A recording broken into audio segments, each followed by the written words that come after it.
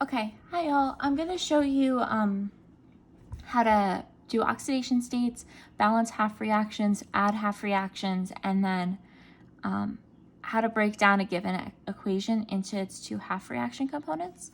So I'm first going to start off with content that's shown on slide 25 of the PowerPoint if you download this. So this is a reaction in which Professor Welsh provided you the half reactions and also provided them balanced.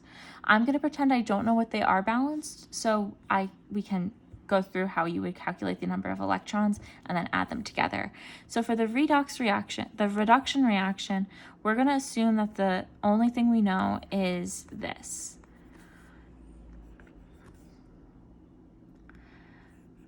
And I'm just leaving this much room because I have an idea of where I'm going. Usually this would be a mess if I were to actually do this problem on my own. So the first thing I like to do is assign my oxidation numbers. So for water, it's pretty easy because we could just follow those standard oxidation rules. So O is a -2, H is a +1. This equals a neutral molecule. For Cr, we know it's an ion, so this is the same as its oxidation state. And then the more difficult one is the Cr2O7 2-. So when assigning oxidation states, we know that the total charge is equal to the number of components times the oxidation state summed. So this is equal to 2Cr plus 7O. So we know that this oxygen is going to have a -2 because oxygen almost always has a -2. So we could plug in what we know here, and we have an equation that's easy to solve. So if we move all of this around, we get that Cr is equal to +6. So Cr has an oxidation state of +6. So now I'm going to show you how to get the number of electrons and the number of hydrogens that this system needs. So the easiest way to balance an equation is to start with hydrogen and oxygen because those are usually the most difficult substances to get equal on both sides. So for this problem, we only have one thing with oxygen on this side and only one thing with oxygen over here. So I'm going to put a 7 in front of this H2O because I know that that's how we're going to make these equal. So with that, we now have 14 hydrogen that are unaccounted for over here. So we're going to have 14 H+. And the last thing we need to figure out is the number of electrons. So we know that this Cr over here has a +6 and somehow becomes a +3. And that can only be done if we gain 3 electrons. However, that's 3 electrons per single Cr atom, and we have 2. So this is going to really become 6E-. So that's how that becomes the equation that Professor Welsh gave us. Now, if we look at the oxidation half of this reaction, we're going to assume that we start with OH-, and that's going to become O2 plus water. And to balance this is a little bit more tricky. But first, I'm going to assign oxidation state just so we're staying consistent with how we do this. So this is again a -2 and a +1 because those are the standard rules for oxygen and hydrogen. An element in its native state is going to always have a charge of 0, so that's a 0. And for this one, it's again a -2 and a +1 just because those are the standards. So to balance this is a little bit more tricky. So for these types of problems that are a little harder, I like to write them out like this, where I see how many of each atom I have, and then it allows me to play with it to try to combine to get to where I need to be. So we have 2 + 1 is 3 oxygen. So what our goal is to make oxygen and hydrogen even, so we can just multiply this side by one number to get them each side equal to the number of atoms. So I'm going to draw a line here, and I'm going to say if we make it 2O2 here, we're going to then have 5 oxygen and 2 H's. And that is not a number that we can easily multiply this side by, so we're not going to play with this O2 region. Instead, we're going to make it, say, H2O. And I'll put an X here just so you can follow along that this is not what we are doing. We're going to add water. So if we do this, we will then have 4 oxygens and 4 hydrogens. So 4 we could definitely multiply this side by 4 and that would work. So we're going to put a 2 here and we're going to put a 4 here. I will go and I will play with this until this works if this is not as simple for a problem that I'm given. So I'm going to erase this. And next we're going to figure out how to do the electrons and hydrogens. Well, actually, we don't need to add anything because these are all equal on the same side from what we just did. However, we do need to figure out what's going on with these electrons, and that's a little bit more complicated because here we have two OH that become O2, and we have two OH that become H2O. So if we bring down these oxidation states, we can have a -2 that becomes a -2. So there's no change here, so this contributes no E minus. However, if we look here, we go from a -2 to a 0. So that means that this side has 2 less electrons than this side. So it's going to be plus 2E minus. However, we have the 2 oxygen atoms and 2 oxygen atoms. So this is really 2E times 2. So that's obviously 4. So that's how we get the 4E minus that is shown in the PowerPoint slides. So to add these redox half reactions, what we do is we want to make sure that electrons are equal to each other, because you never see an equation where these are still in the equation. So to get these to cancel on either sides, we need to multiply it by we need to get a multiple of them.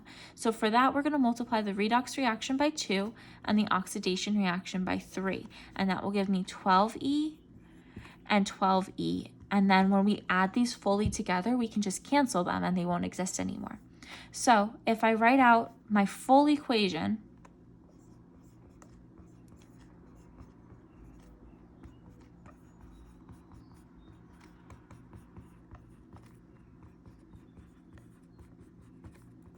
and I'm just going to write it on another line because I can't fit it all in one.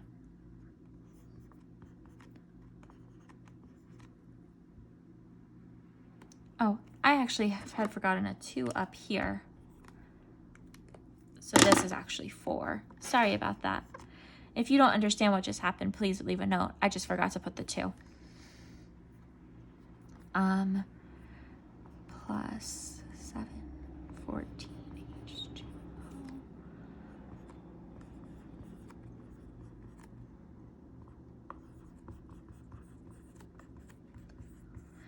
Okay, so here we have a full equation now. So now the goal is to start canceling and combining things and making sure that the equation is as simple as possible. So to do that, we can automatically start by crossing off these electrons because A, those don't normally exist in reactions. They're on both sides, so we could just cancel them. For the next step would be to look at this OH ion and see that we have H plus ions, so we can form water instead of have it in its broken down form. So I'm going to cross this out and I'm going to write 12H2O. And these ions are pulling H plus ions. So we know that we're losing 12 of these ions, so we're really going to have 16 H plus free in the solution. So now we have 2Cr2O7, 2 minus, plus 16H plus. And the only thing left on the reactant sides is this water. And we have tons of water over here. So we're actually going to lose some of these. So I'm going to take it from here and say that we only leave 2H2O and we get rid of all of this water. So that's going to continue, then that's going to go to 4H2O. And I'm writing this as 8 because I'm just combining these two. And that's how you get the balanced equation, or the simplified equation that is on slide 27. And if you go through and check, these numbers will all equal each other.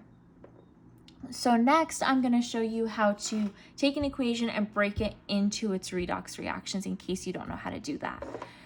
So I'm going to erase this. And I'm going to use an equation that was, I believe, in the bottom of your textbook reading. Yes, this is in, oh gosh, this is chapter 9 before question 20, for question 24. You were provided this equation.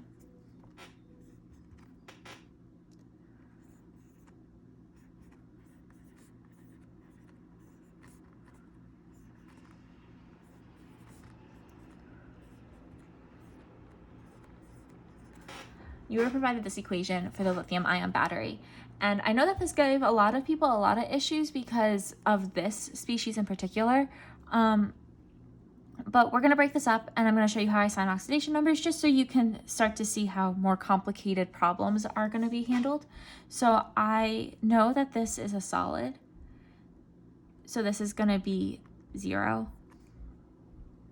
And then over here, I know that this is normally a -2. This is normally a +1.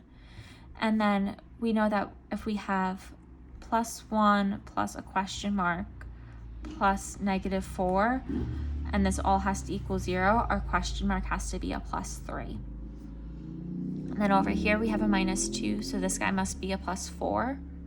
And then the issue is this guy. So based off of our oxidation rules, lithium is always a +1, which means that this C6 is going to be a -1/6, which I know has been a lot of questions if you can have fraction oxidation states, and unfortunately you can.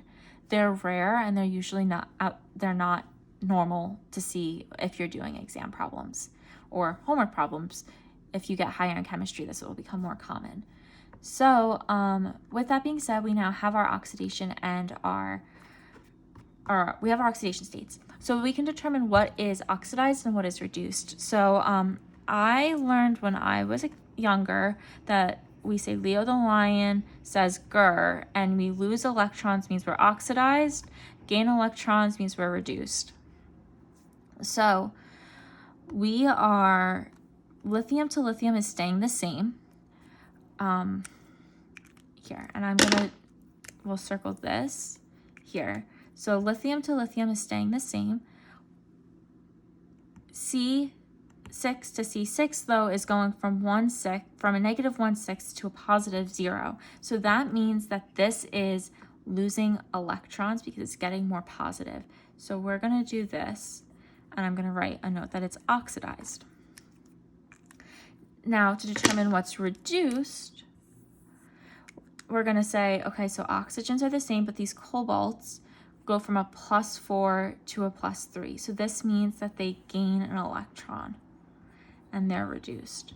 So to write our reduction half reaction, we have COO2 is gonna go to COO2. And this is a balanced equation, which I didn't state at the beginning, but they were given as balanced, so these all have the coefficient of 1.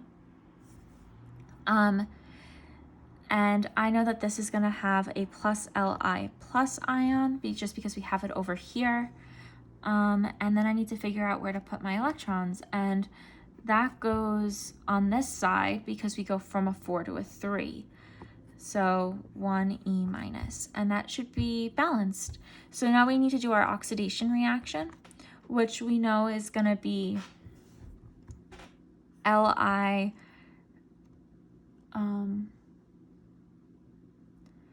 C6. I'm actually just not going to write the Li. I guess I will write the Li. This is a little bit of a more complicated problem. So like this isn't, it's going to look a little weird because of these lithiums, because these are solids, so it feels wrong to break these up because solids are typically together. But that's going to go to C6. And this is going to be a 0 on this side, and this is a -1/6. So this is going to be +1E-. And I got that because we know that this is going to have to gain 1/6 E-, and there's 6 of these carbons, so times 6, so we're going to get this 1 here. So that's how I balanced that, and we're just going to do a +Li over here, even though it goes to solid, just so that we're fully balanced. But lithium's a little weird in this equation. So that's how I would break this into a half reaction and assign oxidation states. So I hope this was helpful. If not, please write a comment on Piazza, or you could drop a comment on below this video, and I will try my best to answer it tomorrow. Okay, thank you.